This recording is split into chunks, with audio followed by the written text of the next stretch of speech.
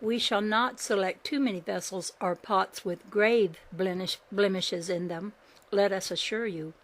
Injustice is no man's right, and he or she who claims injustice digs his own pitfall. We shall never permit betrayal. Mark you this well. Remember the words of the ancient sage when he said, "He kept the whiteness of his soul, and over him men wept." Therefore, keep the whiteness of your soul. We seek to ordain shepherds for the flock, who shall feed the sheep and his lambs. The lambs and the yearlings we ask that you shelter against your breast. Love knows no end. Caesar has no power to defeat. What can defeat God's immutable, infinite law of love? You are familiar with the saying of old, "Coming events cast their shadow before." The hour has been approaching, and it is at hand. There are many who are now among you that are not here on the mundane sphere of life to accomplish material or physical ends. The power of God is not to be disregarded. Man of earth shall not desecrate his spiritual obligation, and it is indeed a spiritual obligation, with the creative principle of life. Those of you who are now radiating love in your aura shall need very little help from us as far as you individually are concerned. But so far as the contamination of others in the distortion of truth is concerned, we assure you now, there we shall help you. Life is birthless, ageless, deathless. God is birthless, ageless, deathless. Never, never is there an end. There is no end. There is no end either physically or spiritually. There are changes, transmutations from one form to another, but no annihilation due to the principle of true being.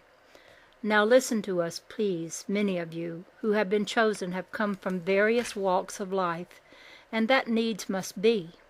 It is better for men to have experienced traveling the path of their own lives, each in his own way, than for us to have made the choice of those who are traveling in but one direction.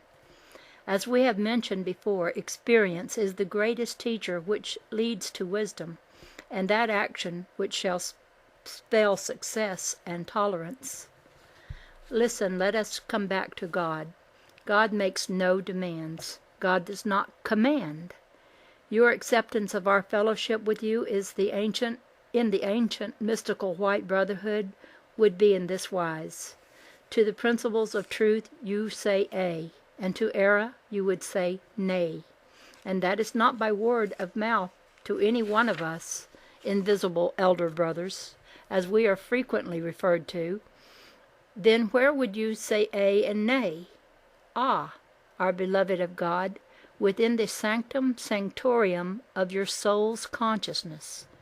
Your God is the one and only universal God. Whether your neighbor accepts your God with equal measure with you, or the man or woman with whom you brush elbows while walking down the path of life, your God remains your God, unmoved and unchanged. Your heaven remains your heaven, and your God is principle. Heaven is a state of consciousness, and since principle cannot be changed, your God cannot be changed. Remember, there are no enemies. You have no enemies. Only as in your thinking you give recognition to enmity. You cannot be held accountable for the manner in which your fellow man thinks. That is not your responsibility. If a man thinks in terms of enmity toward you and so expresses himself and you accept it, then you become a part of the bargain of enmity, do you not? There shall never be any need for you to become emotionally disturbed, only as you desire to be. We realize that it is rather difficult for man of earth to endure patience. Remember, never forget, be unmindful of public opinion, but be ever mindful of the truth of the principle of God, which never changes. Have courage, have all courage. It is a priceless treasure, and never loses its power, for it is of God. As a tiny seed dropped in fertile soil, So will your acts of love help and lead your fellow man. From the unreal to the real, from darkness into light, from death into immortality and life. Your acts of love will have nurtured the seeds, and they will bear fruitage. It is always necessary to have material or physical sustenance to carry out a well-formed desire. That is not contrary to the law of abundance. It is within the realm of right and justice that it should be so. It is also well that man conform himself to the established laws of the country in which he lives. This we do not only advocate, but this we recognize as the pinnacle of truth. However, it is unfortunate that that which man has learned to call physical government has fallen into the care and keeping of many unscrupulous individuals. Why do people become unscrupulous? Mainly for the reason that they are young in soul growth. They are young in soul growth. There are always those who shall cross their paths who desire to shed the light of truth, but because of the infancy in soul growth, they reject the truth. This does not become the crime, as it were, or the responsibility of the teacher. It remains the debt of the rejecter. Remember, as spiritual teachers, you shall, in obedience, conform to man-made laws. As we have stated before, it is unfortunate that God's laws must be in submission to mortal laws, that the laws of God may be taught. The laws of truth and righteousness, the principles of God, are a law unto themselves. Hold fast to these principles, and your ship shall never encounter the rocks of despair. It is blessed that you keep nestled within the bosom of each one of you the oil of love. Nurture it, for you are placing the toe of the foot of your understanding into the pool of the vastness of the eternal cosmos. Keep the oil of understanding clean and pure, so that when the pillars of the new temple of your soul are placed, they shall not decay or crumble. Now, let it be understood, we do not demand ministers.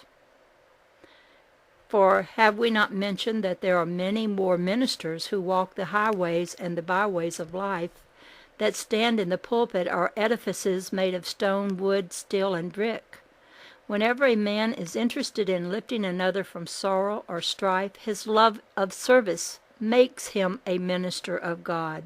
Yes, in the abiding, ever-present presence of the living Christ of God, we know you who choose to serve. For as you have crossed life's span, you have not walked alone. The great purpose of the return of the teachers of our side of life to the mundane spheres is to enlighten man and not to keep him in darkness for eons of time. Were man properly taught, life would long ago have been easier and sweeter. Chaos and strife can never remain permanent. Man will learn that his greatest enemy is his own thinking. We of the council, who are able to come back to visit and work with man of earth, we too had to learn, you know. When we moved about on the physical plane in a physical habiliment, we were no wiser than many of your present-day teachers. Having groveled about in the darkness of ignorance after departing the physical coil, our first desire upon becoming illumined in consciousness was to return and help man of earth to understand that man is power and that all power is of God. How very fortunate it is for us when we find collaborators whose mortal reasoning is uncluttered from that which man refers to as book learning or mortal logic reasoning. Now, when we say book learning, we mean erroneous book learning. For there is a proper intellectual education and improper education. Some type of education leads to a stiff type of mind. For soul growth and for inner intelligent wisdom, one must be open to new ideas, wider fields of consciousness, a willingness to think. To know the difference between erroneous learning and proper learning, one must quicken the inner consciousness and apply oneself through divine reasoning.